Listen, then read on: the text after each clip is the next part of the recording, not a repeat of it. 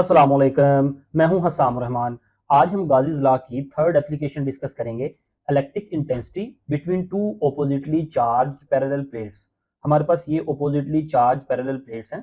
एक प्लेट पे positive charge है और एक प्लेट पे नेगेटिव चार्ज है। Suppose two infinite parallel plates are given opposite charge and separated by vacuum. यानी वही हमने दो ओपोजिटली चार्ज पैरेलल प्लेट्स ली हैं, लेकिन वो कह रहा है दोनों प्लेट्स इनफिनिट हैं, यानी ये बहुत बड़ी प्लेट्स हैं। और याद रहे ये प्लेट्स 3 डायमेंशन के अंदर हैं। जिस इस तरह से यहाँ पे आपको 2 डायमेंशन नजर आ रही हैं, तो इस तरह से बहुत बड़ी प्लेट्स हैं, इस तरफ भी और इस तरफ भी। तो पहली वजह ये कि हम इनफिनिट प्लेट्स क्यों लेते हैं। देखिए उसकी वजह यह है कि अगर हम छोटा सा हिस्सा प्लेट्स का लेंगे तो वो जो इलेक्ट्रिक इंटेंसिटी होगी ना उनके दरमियान, वो यूनिफॉर्म नहीं होगी।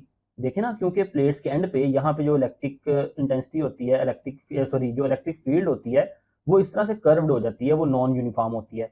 तो अगर हम बहुत बड़ी इनफाइनाइट प्लेट लेंगे तो उनके दरमियान जो इलेक्ट्रिक फील्ड होगी वो यूनिफॉर्म होगी। इस वजह से हम इनफिनिट प्लेट्स लेते हैं। दरमियान में क्या है, वैक्यूम है। The charges are concentrated on the inner surface of the plates. याद रहे इन प्लेट्स के अंदर की तरफ चार्जेस होंगे, बाहर की तरफ चार्जेस नहीं होंगे। यानी इस तरह से प्लेट्स है ना, प्लेट्स के अंदर की तरफ चार्जेस होंगे, इसके अंदर की तरफ पॉजिटिव चार्ज और इधर वाली प्लेट के अंदर की तरफ negative charge. The electric field lines originate from the positive charge and end on negative charge। यानी जो इलेक्ट्रिक फील्ड लाइंस है ना, ये रेड कलर में नजर आ रही हैं, पॉजिटिव से शुरू होती हैं और नेगेटिव पे खत्म होती हैं। इससे क्या होता है, making the charges uniformly distributed on the inner surface. यानी जो चार्जेस हैं वो उन प्लेट्स के अंदर की तरफ यूनिफॉर्म डिस्ट्रीब्यूशन है उनकी। To find the electric field A between the plates, यानी इन दोनों के दरमियान इलेक्ट्रिक फील्ड मालूम करने के लिए हम एक गाजियन सरफेस सपोज करते हैं। जैसा कि पिछले दो जो से एक्सपेरिमेंट थे, जो एग्जांपल थी, उनमें एक में हमने ये देखें क्लोज गाजियन सरफेस ली, यानी अगली जो शेप है उसके मुताबिक हम गाजियन सरफेस जो सी है वो सपोज करते हैं। जैसा कि यहाँ पे एक सिंगल प्लेट थी तो हमने एक सिलेंडर सपोज किया, तो ओपोजिटली चार्जेस जो प्लेट्स है ना उसमें हम जो गाजियन सरफेस सपोज करेंगे वो इस बॉक्स की तरह सपोज करेंगे। वो कह रहा है दिस बॉक्स, यानी ये हमारे पास बॉक्स है, ये बॉक्स है, यानी ऊपर आप देखते हैं ये पॉजिटिव प्लेट है, ये नीचे नेगेटिव प्लेट है, तो दरमियान में हमने एक बॉक्स लिया। This box has its top face inside the upper plate। Upper plate यानी जो पॉजिटिव प्लेट है ना, इस बॉक्स का जो एक हिस्सा है वो इस पॉजिटिव प्लेट के अंदर है। याद रहे ये जो बॉक्स आपको नजर आ रही है ये भी 3D बॉक्स है, यानी इसकी भी लंबाई चौड़ाई और ऊंचाई तीनों हैं, जिस तरह प्लेट 3 डायमेंशन के अंदर है। तो इसका जो टॉप हिस्सा है वो हमने उस प्लेट के अंदर ले लिया। And its bottom face between the two plates as in figure. जबकि नीचे वाला जो बॉटम फेस है ना, दो प्लेट्स के दरमियान में है। देखिए उसकी वजह क्या है, उसकी वजह यह है कि हमने इस गाजियन सरफेस पे इलेक्ट्रिक फील्ड मालूम करनी है ना। तो अगर तो अब दोनों हिस्से इन प्लेट्स के अंदर आ जाते तो इस बॉक्स के इस नीचे वाले हिस्से पे भी इलेक्ट्रिक फील्ड होती, ऊपर वाले हिस्से पे भी होती। तो वो दोनों दोनसियां, वो आप कह लें एक दो, वो दोनों सरफेस पे जो इलेक्ट्रिक फील्ड है वो माइनस हो जाती। लेकिन इसका क्या है कि हमने एक हिस्सा उस बॉक्स का ऊपर वाली प्लेट के अंदर रख दिया। प्लेट के अंदर चार्जेस होते हैं लेकिन इलेक्ट्रिक फील्ड नहीं होती, तो हम एक ही हिस्से पे इलेक्ट्रिक फील्ड जो है वो एक्यूरेटली मालूम कर लेते हैं इससे। तो एक हिस्सा हमने उस चार्ज की प्लेट के अंदर रख दिया और दूसरा जो बॉटम फेस है वो उन दोनों प्लेट्स के दरमियान आ गया, यानी उसके ऊपर ये इलेक्ट्रिक फील्ड जो है वो होगी। ये रेड कलर में जो आपको लाइंस नजर आ रही है, इलेक्ट्रिक फील्ड बॉटम फेस पे होगी, टॉप फेस पे नहीं होगी, क्योंकि वो प्लेट के अंदर आ गया। Since the field lines are parallel to the sides of the box. अगली वो बात कर रहा है कि ये जो बॉक्स की साइड्स हैं, इन साइड्स के जो फील्ड लाइन है वो पैरेलल है। There is no flux through the sides. क्योंकि देखें ये जो फील्ड लाइंस हैं, ये फील्ड लाइन आपको नजर आ रही हैं, और ये जो साइड वाला हिस्सा है ये भी उन फील्ड लाइंस के क्या है, पैरेलल है। तो अगर इन पैरेलल जो हिस्सा है उसका अगर हम एरिया वेक्टर लें तो एरिया वेक्टर किस डायरेक्शन में आएगा, इस डायरेक्शन में। सॉरी, जब एरिया वेक्टर की डायरेक्शन इस तरफ होगी या इस तरफ होगी तो एरिया वेक्टर और फील्ड लाइंस वो एक दूसरे के दरमियान 90 का जाविया होगा।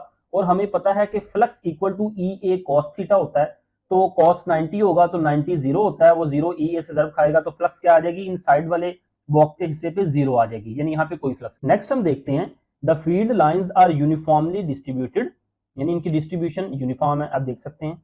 And perpendicular to the bottom face of the box. ये बॉक्स का जो बॉटम फेस है ना, इस बॉटम फेस के फील्ड लाइंस क्या है, परपेंडिकुलर है। वो कह रहा है let A be the area of bottom face, यानी इस बॉटम फेस का एरिया जो है वो ए है। The flux through the bottom face is E A, यानी इलेक्ट्रिक फ्लक्स इस बॉटम फेस पे जो होगा वो ई ए होगा। क्यों, देखें ये जो बॉटम फेस है इसका एरिया वेक्टर किस डायरेक्शन में होगा, वो इस डायरेक्शन में होगा, इस तरफ यानी नीचे की तरफ। अब जो इलेक्ट्रिक फील्ड है वो भी नीचे की तरफ है और एरिया वेक्टर भी नीचे की तरफ, दोनों के दरमियान एंगल 0। तो इलेक्ट्रिक फ्लक्स का फार्मूला क्या है, ई ए कॉस थीटा।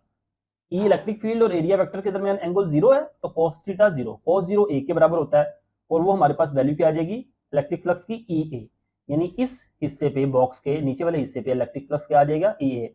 वही कह रहा है the flux through the bottom face is E A, there is no flux through the top face. Side पे हमने देख लिया कोई फ्लक्स नहीं है साइड पे, ये जो बॉटम फेस है इस पे फ्लक्स है, इस टॉप फेस पे कोई फ्लक्स नहीं है।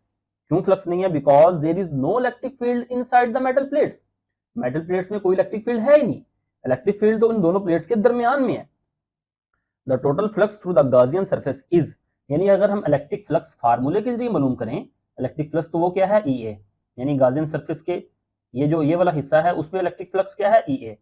अब हम क्या करते हैं, ये तो हमने इलेक्ट्रिक फ्लक्स फार्मूले के जरिए निकाल ली, अब हम उस पर वो गाजिस लॉ लगाते हैं। उससे पहले the charge enclosed by the Gaussian surface is sigma A, यानी इस गॉसियन सरफेस पे जो चार्ज आएगा ना वो क्या है, charge equal to sigma A. अब हम अप्लाई द गाजिस लॉ के मुताबिक electric flux equal to 1 by epsilon naught जरब चार्ज इनक्लोज, यानी फार्मूला यही है ना, जरब चार्ज इनक्लोज।